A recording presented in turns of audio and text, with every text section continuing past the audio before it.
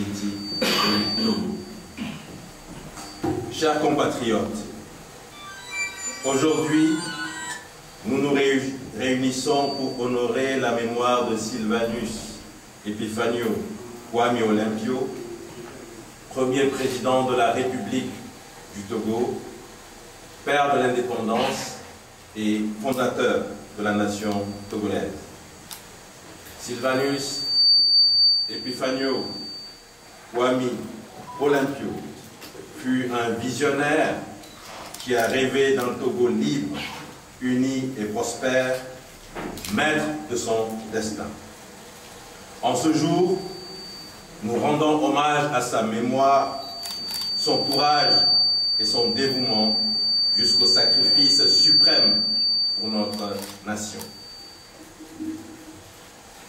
En effet, il y a 62 ans, le 13 janvier 1963, il fut abattu froidement à son domicile par un carteron de demi-solde démobilisé de l'armée coloniale française.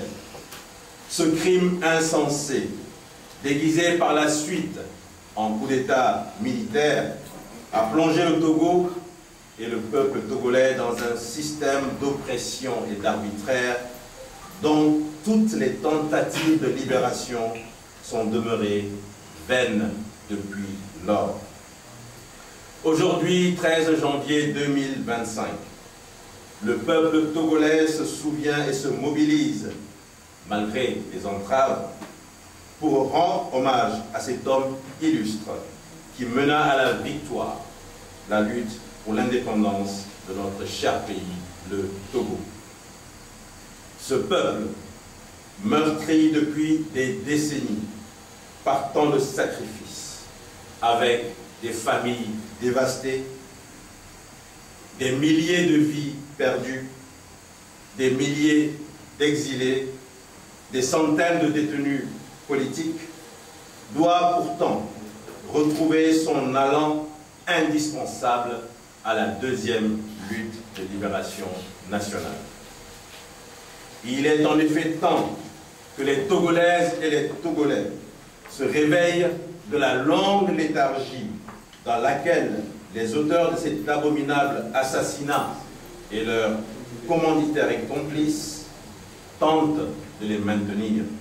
Que l'esprit de Sylvanus Olympio suscite notre détermination et inspire notre combat pour mettre fin définitivement au joug de la dictature.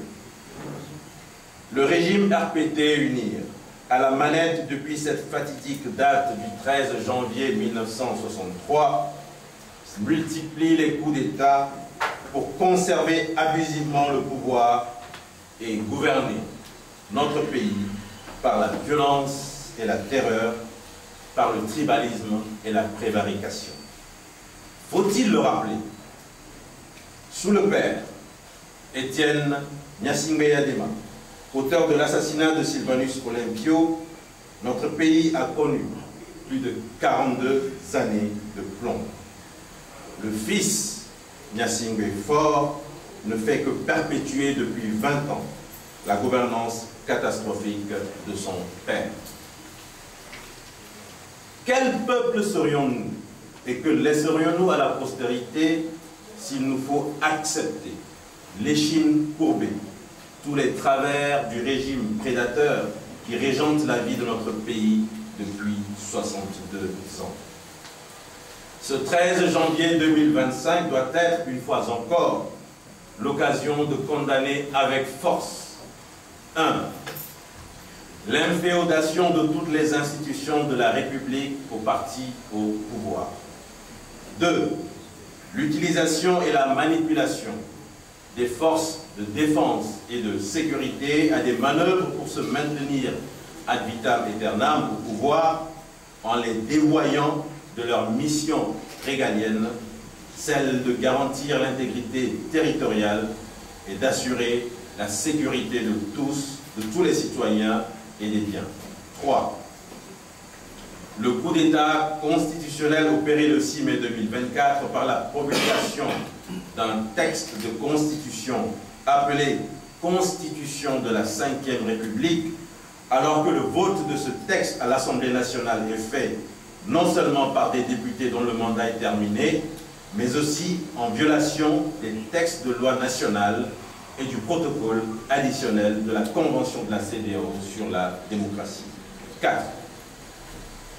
Des coups d'État électoraux planifiés et mis en exécution depuis des décennies par le régime RPT-UNIR pour se maintenir au pouvoir, comme récemment encore les dernières législatives et régionales qui sont une grande honte pour notre pays.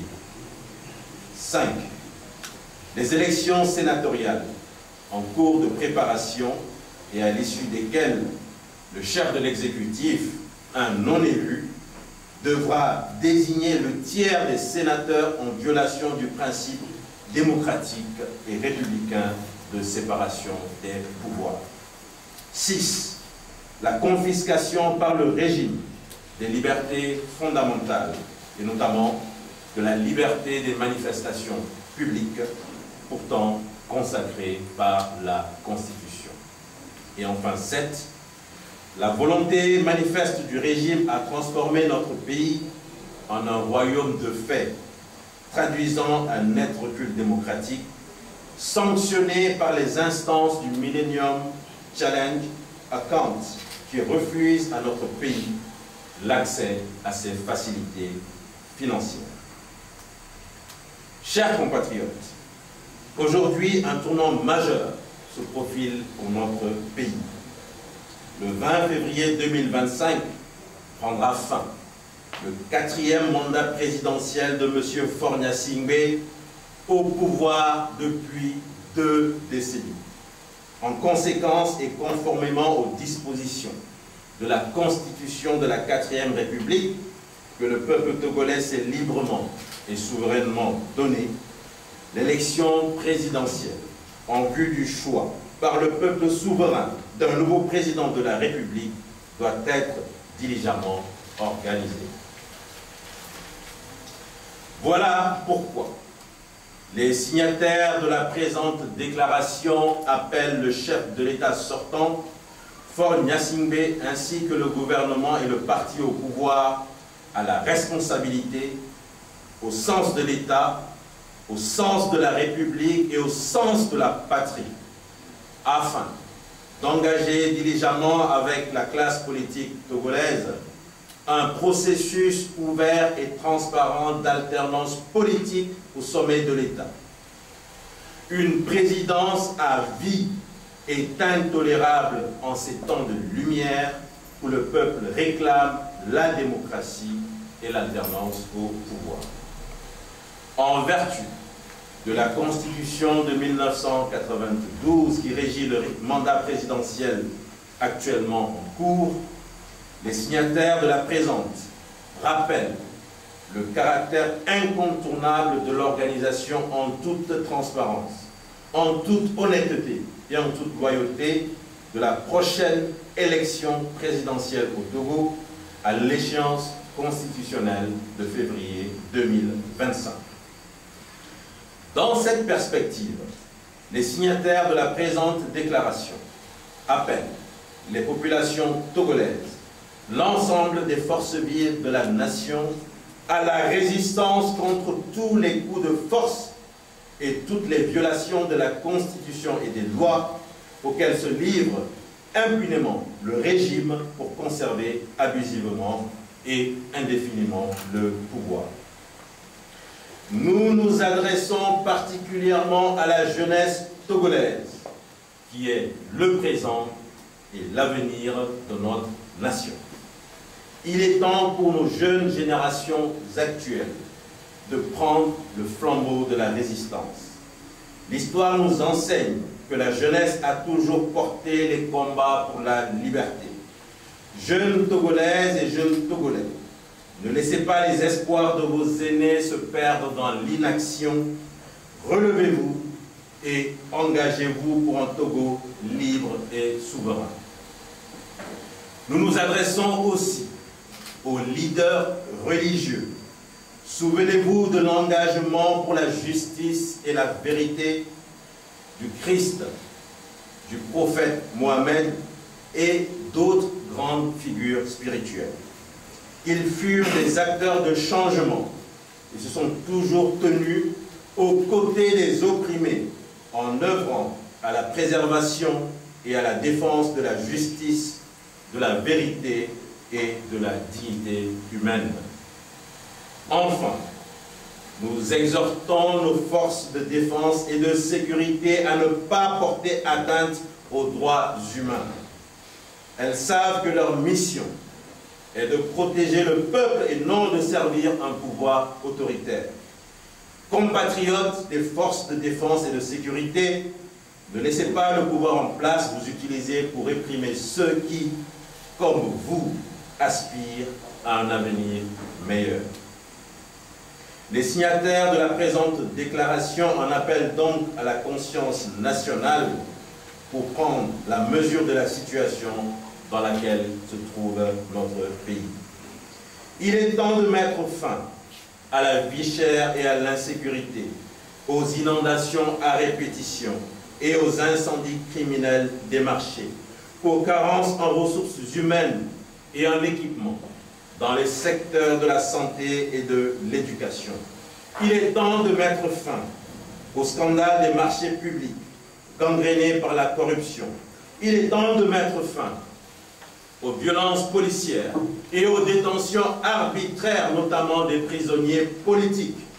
Il est temps de mettre fin à la caporalisation de l'administration publique et des institutions de la République. Il est temps d'informer la nation sur le drame que vivent nos concitoyens, soumis en permanence aux attaques des groupes terroristes, et de susciter un élan de solidarité nationale pour soulager leur peine. Il est temps d'ouvrir de réelles opportunités de promotion et de prospérité à la jeunesse et aux femmes togolaises. Il est temps d'éradiquer la pauvreté et l'extrême pauvreté des couches vulnérables. Il est temps de mettre fin aux violations systématiques des droits et libertés des citoyens. Il est temps de mettre fin à la longue errance politique au Togo. Peuple togolais, lève-toi donc à l'intérieur aussi bien qu'à l'extérieur du pays et ensemble sauvons la patrie.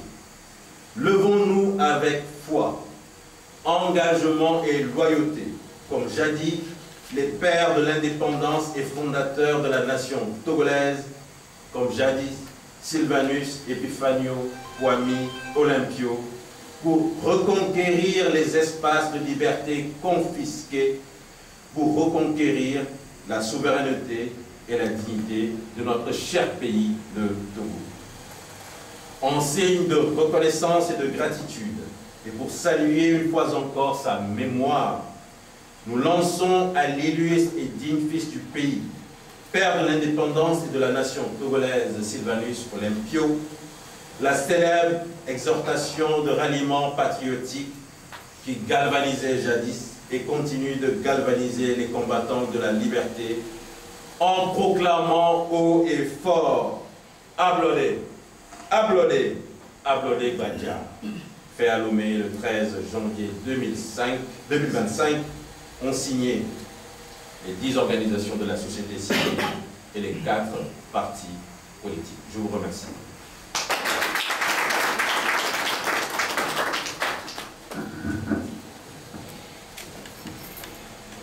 Chers collègues,